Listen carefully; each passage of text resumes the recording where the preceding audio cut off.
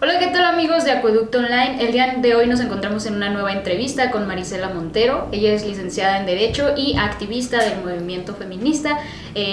Personalmente es una mujer que admiro, la verdad, y ha hecho mucho por pues este movimiento. Entonces vamos a darle la bienvenida y que nos cuente un poquito acerca de su trayectoria y de esta próxima marcha del 8 de marzo. ¿Cómo estás? Hola, pues con todo el gusto de estar contigo y escuchando palabras tan bonitas, pues más. Muchas gracias. Primero que nada, ¿nos podrías contar de dónde eres originaria y cómo fue que decidiste emprender este camino del derecho, estudiar derecho? Bueno, yo soy originaria de Cirimbo, que es una comunidad del municipio de Tlancítaro. Yo nací en Los Reyes, Michoacán, pero crecí toda mi vida en Tlancítaro, en Cirimbo y bueno, después me vine aquí a Morelia. Toda la vida me dijeron que era muy alegona, que debería de ser abogada, entonces ahí llegué, como que caí desde que nací. Y pues nada, creo que básicamente la historia es esa, o sea, no hubo mayor tema, sino que toda la vida fui como peleando siempre, pero siempre además por causas que me parecían justas. Okay, entonces básicamente tiene que ver con el defender sí, de alguna forma los derechos de las personas, defender a las personas. Sí, precisamente, como que siempre estuve viendo las injusticias en el mundo. Mi papá es un hombre de izquierda, mi mamá es una mujer de izquierda, entonces toda la vida crecí con pensamiento de izquierda en las causas sociales, en la creencia de que el mundo puede ser un mejor lugar para todos y que precisamente estas estructuras de poder tienen que ser arrancadas de raíz, y me parece que esa fue la propia vida la que me llevó a donde estoy ahorita. Ok, entonces nos puedes hablar un poquito más acerca de este ambiente familiar en el que creciste, que mencionas que siempre fuiste impulsada como para decir, para defender, para, pues sí, mencionar y exponer los casos injustos, de injusticia. ¿Cómo fue? ¿Cómo te motivaban? ¿Te apoyaron en estudiar esta carrera? Pues mira, mi papá fue fundador de un partido político en su momento de izquierda, y yo toda la vida estuve como muy involucrada en la política. Mis papás se conocieron precisamente por la política, entonces siempre nací, crecí, escuché, y decimos en mi casa, comimos todo el tiempo política, ¿no? Escuchando, haciendo y viviendo la política, pero desde el lado de la defensa de la justicia, ¿no? Yo recuerdo muchísimo cuando yo era niña cómo llegaba muchísima gente a pedirle apoyo a mi papá para muchísimas cosas, ¿no? Desde poner un baño en alguna escuela, desde hacer una cancha de básquetbol, desde hacer instalaciones, desde hacer parques, gente que necesitaba ayuda para que lo atendiera el médico, gente que decía es que voy a Morelia y me regreso sin nada. El pueblo en aquel momento quedaba a casi 5 horas de aquí de Morelia, entonces la gente iba y venía al pueblo y venía a Morelia para temas de salud, por ejemplo, y en el hospital no los atendían, entonces se regresaban con las manos vacías, y mi papá hacía como estas gestiones para que los atendieran, y mi mamá toda la vida también, mi abuelo estaba involucrado en eso, entonces toda la vida también estuvo ayudando a personas. Toda la vida su familia ha sido en su pueblo, ella es de Tocumbo, Michoacán, entonces ella en su pueblo era como también esta familia que ayuda mucho a otras familias y en las cuales la gente confía.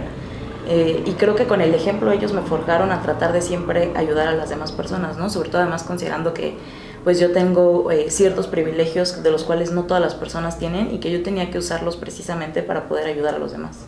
Okay, justamente una manera de ayudar fue por lo que tú estuviste y fuiste jefa del Consejo Estatal para prevenir y erradicar la violencia. ¿Cómo fue que llegaste ahí y pues obviamente qué es lo que buscabas al estar en este puesto pues viendo y haciendo valer los derechos de todas las personas? La jefatura de vinculación en el COEPRED fue un tema de que en ese momento estábamos en el Estado creando la ley de protección para personas defensoras de derechos humanos y periodistas, y fue una forma de poder entender que hay muchísimas discriminaciones y muchísimas violencias que atraviesan las personas que siempre son las más vulnerables, y que bueno, la propia vida como ya lo dije, ¿no? Me llevó a entender que tenemos que ayudar siempre a otras personas, sacarnos del individualismo en el cual hemos crecido en este sistema neoliberal, y entender que colectivamente podemos hacer un mejor trabajo por la sociedad. Y pues bueno, lo que se buscaba desde este punto era, número uno, tener esta ley, este sistema para la protección a personas defensoras de derechos humanos y a periodistas, pero precisamente pues tratar de entender todas las violencias, sobre todo con perspectiva de género, que las mujeres atravesamos a lo largo de la vida. ¿Y cómo fue que llegó a ti pues el feminismo? ¿Cómo fue que tú dijiste yo quiero formar parte de esto, de este movimiento? ¿Y por qué decidiste ser activista de alguna forma? Porque hay personas que pues sí están de acuerdo con el movimiento, son parte del movimiento, pero no hacen como tal pues este trabajo que tú haces con el activismo de acompañamiento. ¿Cómo fue que llegó a ti? ¿Cómo fue que decidiste emprender este camino? Mira, yo creo que yo soy feminista desde que nací y no sabía que era feminista, ¿no? Bueno, tal vez no desde que nací, pero conforme fui creciendo.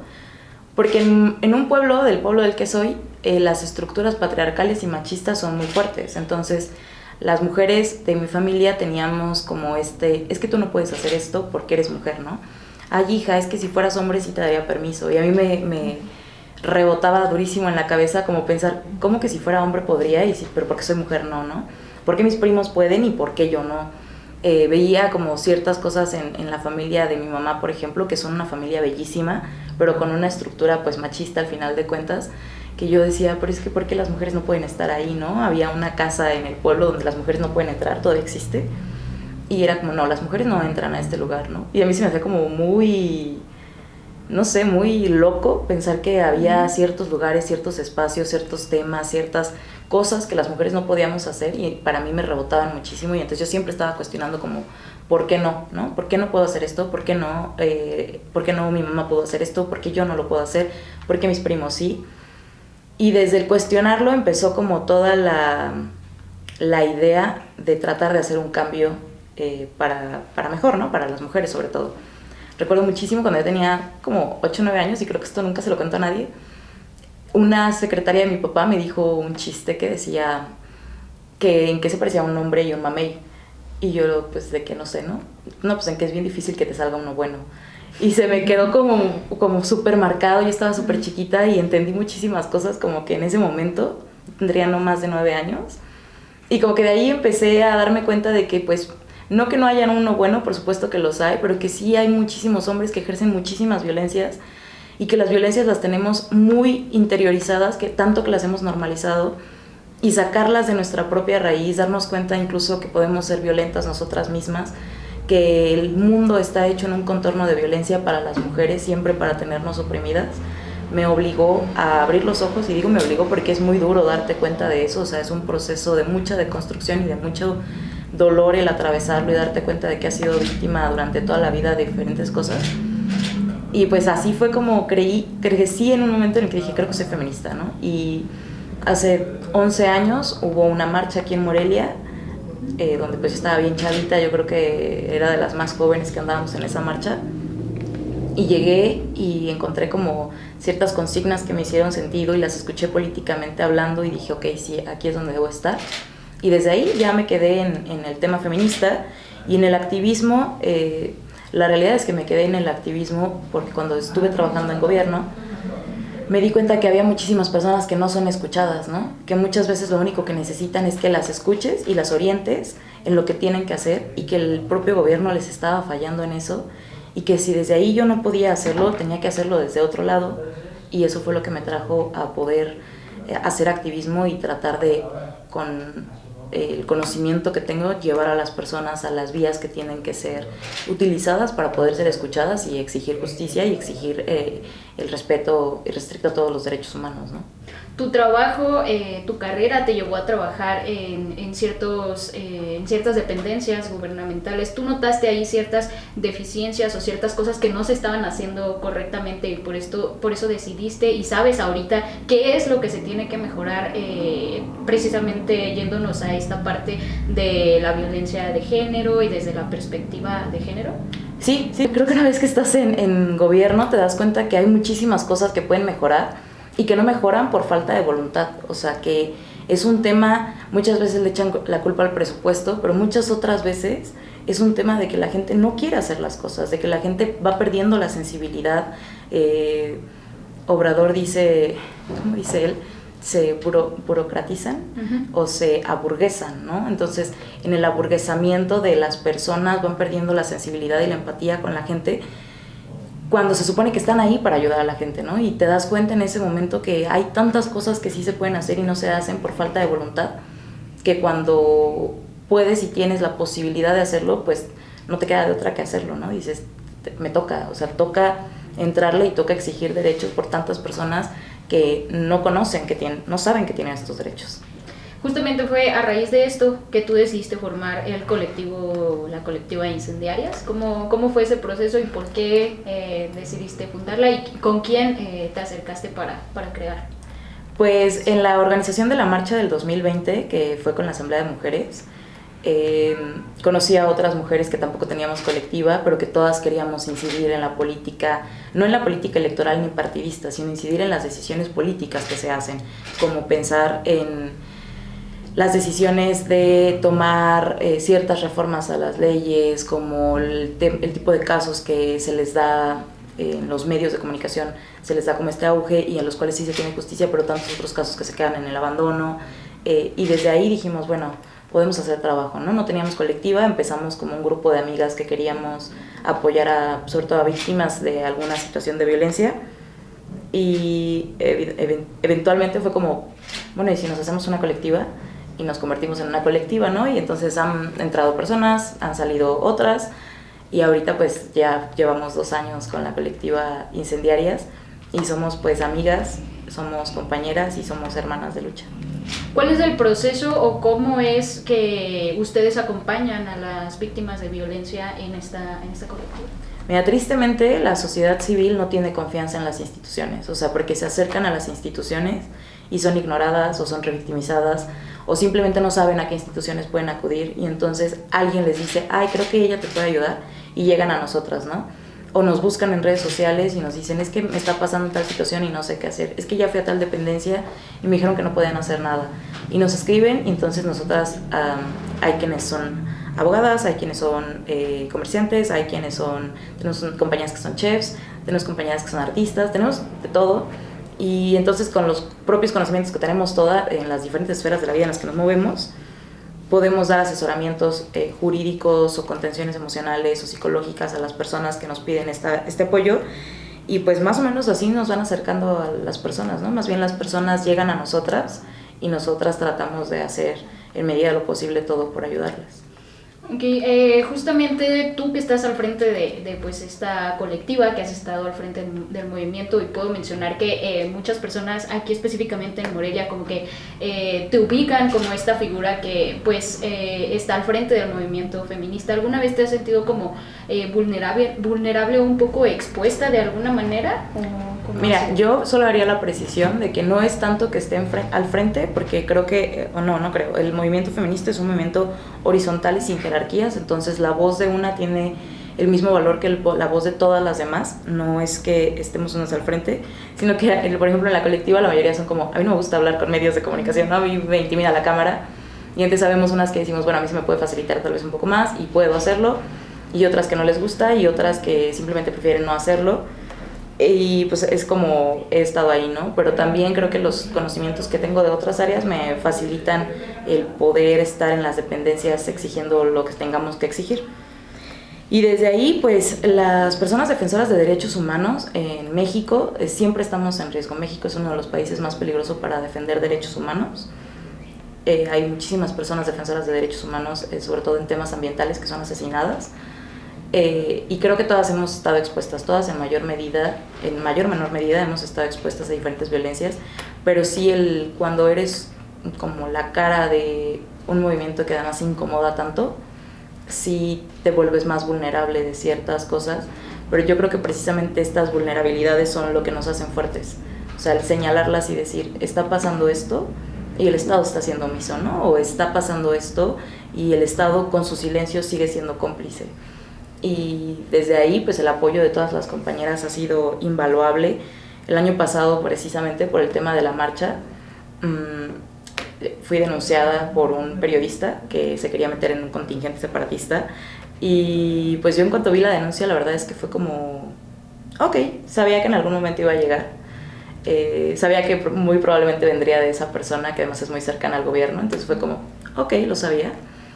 Y pues nada, toca darle para adelante. Mis compañeras todo el tiempo fue como, no estás sola, ¿no? Estamos todas contigo.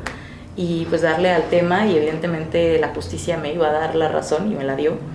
Y pues creo que la vulnerabilidad, si la tomas y te la quedas, te hace vulnerable y te puede hacer que te permanezcas quieto, pero si la tomas, la procesas y la acompañas con otras personas, te hace más fuerte. ¿Por qué crees que hay gente que le tiene tanto miedo o tanto rechazo al movimiento feminista? Porque rompemos estructuras, o sea, más allá de que rompamos cristales, rompemos estructuras, rompemos pensamientos, y siempre que algo se rompe, lo consideran violencia, cuando tal vez la violencia es lo que sí está sucediendo y tú lo estás rompiendo, ¿no? O sea, señalar las violencias de la gente, señalar las violencias de los hombres que no pagan la pensión alimenticia, los hombres que agreden física, emocional, económicamente a las personas, a las mujeres en específico, ellos son los violentos. Y sin embargo nos toman a nosotras por violentas cuando nosotras lo que estamos haciendo es señalar todas estas violencias que existen hacia las mujeres en diferentes aspectos de la vida. Y creo que el miedo viene el miedo o el rechazo viene de perder el status quo que tienen, ¿no? Hablo de las personas en general. De decir, tenemos miedo de ser señalados, entonces mejor las callo, ¿no? Los hombres ahorita no es que tengan miedo de violar, tienen miedo de que su violación sea expuesta y la mujer no se quede en el silencio. Tienen miedo de salir en una foto con una tapita en los ojos que diga feminicida. De eso es de lo que tienen miedo. No tienen miedo de matar, tienen miedo de ser expuestos y de ser visibilizados como los asesinos que son, o los agresores que son, ¿no? Entonces creo que eso por un lado. Por otro lado, por ejemplo, muchas mujeres, y que siempre nos lo cuestionan, sobre todo los hombres cuando cuestionan al movimiento, es que hay mujeres que no las apoyan. Claro, y está perfectamente, es completamente válido y es perfectamente comprensible, ¿no? Las mujeres crecemos dentro de un sistema machista, y ya lo dije antes, es muy doloroso abrir los ojos y darnos cuenta que hemos sido víctimas. No puedes llegar y decirle a una mujer, oye, sí te das cuenta que esto que estás viviendo es violencia, ¿verdad? Porque que yo se lo diga así, si ella no tiene toda la contención y la red de apoyo, lo puede tomar como un acto de violencia de mi parte. Entonces es difícil que las mujeres se den cuenta de eso. Estamos en un sistema tan machista, tan patriarcal y tan arcaico que lo traemos arrastrando desde hace miles de años, que lo tenemos compenetrado, ¿no? Está perfectamente en todos los poros de nuestra vida y en todos los poros de nuestra piel que el sistema es así. Y cuando una mujer es diferente o rompe las estructuras que se esperan de ella, se le rechaza. Y precisamente creo que ahí viene el rechazo al movimiento, ¿no? El movimiento feminista lo que busca es la liberación de la mujer, y no me refiero que porque seamos esclavas y tengamos una cadena en los pies, sino porque somos esclavas de los roles sexistas y de los estereotipos sexistas que nos dicen que tenemos que estar en nuestras casas, que tenemos que ser más calladas, que tenemos que respetar al varón, que tenemos que respetar a los hombres solamente porque son hombres, o que tenemos que tenerles miedo, porque aunque no nos lo digan, de cierta manera nos lo dicen con otras formas, ¿no? Hace poco tuve un altercado de tránsito con una persona, y cuando le toqué el claxon, se bajó, me empezó a gritonear de cosas y después escupió mi carro, ¿no? Y para mí fue como súper choqueante eso, porque dije, bueno, si así reacciona a que te toquen el claxon, ¿cómo reaccionará cuando una mujer le dice que no? ¿No? Fue como muy impactante. Y cuando lo hablé con otras personas, porque resulta además que era mi vecino, cuando lo hablé con otras personas, era como, no, pero no le digas nada, ya déjalo así. Y fue, no lo voy a dejar así, no puedo dejarlo así, porque es una persona violenta. Esta reacción fue una reacción violenta que puede seguir escalando, y que lo que me están diciendo es que ellos son así, o sea, los hombres así reaccionan. Y para mí fue, no me importa que así reaccionen, tienen que entender que esa no es una forma de reaccionar. Y creo que por ahí viene el rechazo a que rompemos estructuras, a que les da miedo ser señalados, no hacer las cosas, sino ser señalados, y a que temen que nos liberemos, temen a que las mujeres realmente entendamos que somos que somos seres humanos en la misma categoría que los hombres. Por lado del gobierno, por ejemplo, creo que ellos tienen miedo a las mujeres organizadas, tienen miedo de que al estar organizadas, juntas y fuertes, podamos exponer que son unos incompetentes, ¿no? O que son, con sus propios silencios y complicidades, que son igual de culpables que el agresor. Creo que le tienen, y las vallas y los gases que vimos el año pasado por parte del gobierno del estado son el ejemplo perfecto del miedo que le tienen a las mujeres organizadas y fuertes, y el miedo precisamente que le tienen porque vamos a romper con el status quo que tienen ellos dentro de las instituciones, ¿no? El gobernador, por ejemplo, Ramírez Bedoya, señaló a la colectiva Incendiarias, a mi colectiva, de ser un grupo de choque y ser unas violentas, cuando nosotras nos habíamos estado reuniendo con ellos precisamente para evitar actos de violencia que sufrimos, ¿no? Que fueron de ellos, causados por ellos. Y que él nos señalara a nosotras, para nosotras fue muy claro que era porque nos tenía, dijo él, ubicadas, pero ubicadas en un sentido de que nosotras sí podemos demostrarnos como oposición y decir lo que estás haciendo es incorrecto, tienes agresores en el poder, tienes a una secretaria, o tenía en ese momento una secretaria que no estaba capacitada para el tema y que estaba ahí por mera nepotismo, porque su mamá era la que estaba es la que está en la CONAVIM, entonces fue designada por dedazo en incompetencia y con todo lo demás que tenía ella de malo, ¿no? Que tenía agresores en el poder, que tenía personas señaladas de diferentes violaciones o acusaciones de agresiones sexuales en el poder, y que nosotras lo hiciéramos, para ellos fue precisamente como no podemos tolerar a estas colectivas, ¿no? O sea, no podemos permitir que ellas crezcan y vamos a infundirles miedo, y pues se les olvida que cuando nos echan tierra nos salen flores. Sí.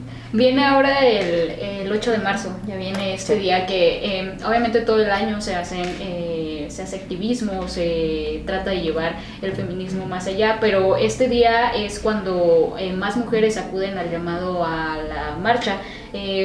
¿Cuántas mujeres esperan que lleguen y cómo se están organizando para pues esta marcha que, como tú lo mencionaste ya, el año pasado tuvieron represión? Entonces, ¿cómo se están preparando este año para que probablemente pueda suceder de nuevo? Porque pues es la misma autoridad está al frente. Uh-huh. Sí, me encanta que empieces diciendo que todo el año hacemos actividades, porque sí, no solamente es el 8 de marzo que volvamos a salir como de la cueva de la Navidad o una cosa por el estilo, no, estamos todo el año activas, solamente que las autoridades se les olvida voltear a vernos. Bueno, y del tema de la marcha, nos estamos organizando desde hace meses con protocolos de actuación de seguridad, es decir, entender las formas en las que podemos protegernos y autocuidarnos entre todas, protocolos que estamos difundiendo en las redes sociales para las mujeres marchantes. No podemos tener un estimado de cuántas mujeres pueda que asistan, porque lo que hizo el gobierno del estado el año pasado fue infundir el miedo. O sea, no es casualidad que en su primer año de gobierno vayan Palacio de Gobierno como nunca se había hecho en Morelia, en ningún tema. O sea, pese a que tenemos grupos sociales que queman camiones, que detienen personas, que secuestran gente, nunca se había visto que envallaran Palacio de Gobierno, ¿no? Y nunca se les recrimina a estos grupos sociales como se nos recrimina a nosotras, ¿no? Es que las feministas rayan, rompen y destrozan. Ajá, y el otro grupo social te quema camiones. O sea, yo te puedo romper un vidrio que te cuesta 500 pesos arreglarlo y el otro te está quemando un camión de cientos de miles de pesos. Sí topan la diferencia, ¿no? Sí entienden lo que sí es violencia y lo que no. Y lo que hizo el gobierno fue precisamente infundir miedo para que las mujeres no salieran a marchar. Lo que no se encontró y lo que no se esperó es que cuando nos siembran o nos tratan de sembrar miedo, recordamos que las mujeres tenemos miedo de caminar en la calle. Ellos creen que somos igual de cobardes que ellos, pero nosotras tenemos miedo todos los días. Nosotras tenemos miedo de que si tu pareja se enoja, te suelte un golpe. Tenemos miedo que si vas en la calle alguien te toque, alguien te diga algo. Tenemos miedo de salir y no regresar. Tenemos miedo de que nuestras hermanas, nuestras mamás, nuestras hijas, nuestras amigas les pase algo. Nosotras vivimos con miedo. Y cuando nos quieren sembrar más miedo es como, no te podemos permitir esto. Voy a salir con más fuerza y con más rabia para decirte que miedo ya tengo suficiente como para que tú me quieras dar más, ¿no? Entonces lo que hacemos es tener más protocolos de seguridad, que ya los teníamos el año pasado, sin embargo, ante la magnitud del mundo de personas que llegó, que no esperábamos tantas, pues fue un descontrol, y que no esperábamos una represión, porque ellos tenían un compromiso de no hacerlo, ¿no? Se habían sentado en mesas con la Comisión de Derechos Humanos prometiendo no hacer nada de este tipo de cosas, que sí hicieron. Y bueno, ahora estamos mucho más preparadas, muchos más protocolos de seguridad. Invitamos a todas las mujeres, número uno, si van a asistir, a que si ven una estampida, no corran, que traten de mantenerse siempre lo más tranquilas posibles, recargadas hacia la pared o caminando más tranquilas, no correr. En caso de que a Bedoya se le ocurra reprimir otra vez mujeres, con gases lacrimógenos, las invitamos a llevar una botellita de refresco, que es con lo que se pueden limpiar los ojos o la garganta en caso de que el gas las afecte. Y son protocolos pues básicos, ¿no? Que los estamos difundiendo en nuestras redes sociales a través de los medios de comunicación que nos abren las puertas, como Acueducto, que le agradecemos muchísimo. Estamos difundiendo estos protocolos para que nos cuidemos entre todas, pero sobre todo eso, ¿no? Decirle a las mujeres que no tengan miedo, que salgan a marchar, que salgan a exigir sus derechos, que entre más seamos, más seguras y más fuertes somos, y que el miedo que nos trataron de sembrar lo conviertan en fuerza, que se den cuenta que ese miedo que nos trataban de sembrar solo fue un espejo del miedo que tienen ellos. Y justamente para finalizar y haciendo referencia a esto que mencionas de que salgan a marchar, hay muchas personas que todavía siguen, y yo sé cuál va a ser tu respuesta, pero siguen mencionando como de que hay que luchar y no celebrar este 8 de marzo, porque hay muchas personas que felicitan a las mujeres cuando pues todavía hay mucho por qué luchar y no hay nada que celebrar, porque hay derechos que no pues están haciendo valer. Aún en específico pues aquí en Michoacán. Entonces, ¿cuál es tu perspectiva respecto a esto de que hay personas que felicitan y por qué hay que salir a luchar, a marchar? La marcha no es una celebración, la marcha es una exigencia de derechos, es una exigencia de justicia que en el estado de Michoacán nos la tienen prácticamente negada, ¿no?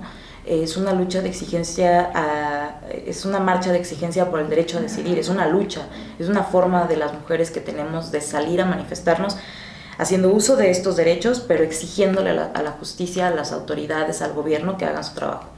Y no debemos de felicitar porque no es un día para felicitar, no es el día de San Valentín que regalas flores o chocolates, es un día donde tenemos que visibilizar las problemáticas que nos atraviesan a las mujeres.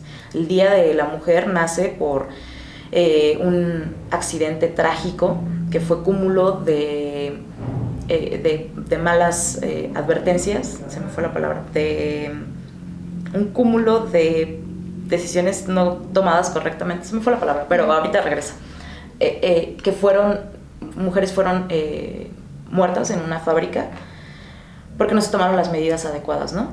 Y este día pues visibiliza precisamente o nace para honrar a esas mujeres diciendo si se hubieran tomado diferentes medidas, si se hubieran escuchado las voces de ellas, esto no habría pasado. Después de eso hubo represión policial en Nueva York, entonces fue otra forma en la que las mujeres dijeron no es posible que cuando exigimos justicia nos reciban con violencia.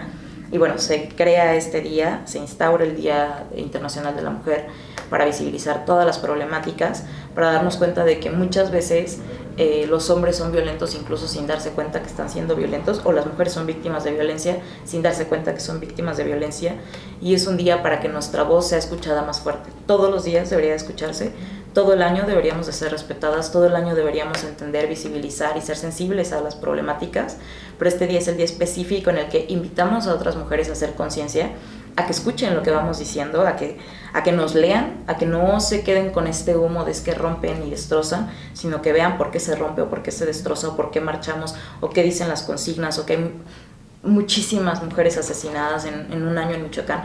Hay más de 262 mujeres asesinadas en manos de sus parejas o de alguien de su familia, lo cual es feminicidio.